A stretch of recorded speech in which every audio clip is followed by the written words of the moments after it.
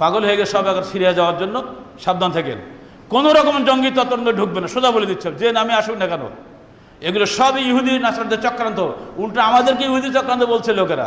কারণ আমরা পীর সাহেবদের বিরুদ্ধে করে দিয়েছি, শিরক বেদাতের বিরুদ্ধে কথা বলেছি, সবাই একটা গা জ্বালা ধরে গেছে।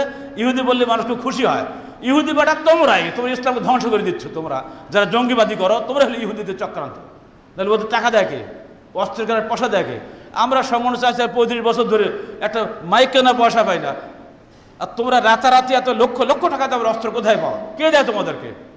যাচ্ছ বাংলাদেশকে ফকির হালে, সেখানে যে কোটিপতি হচ্ছে কীভাবে? তোর পিছনে লোক নাই। অতএব ইহুদি চক্রান্তই হলো মুসলমানদের ধ্বংস করার চক্রান্ত। সেদিনও ছিল, আজও আছে, আগামী দিনও থাকবে।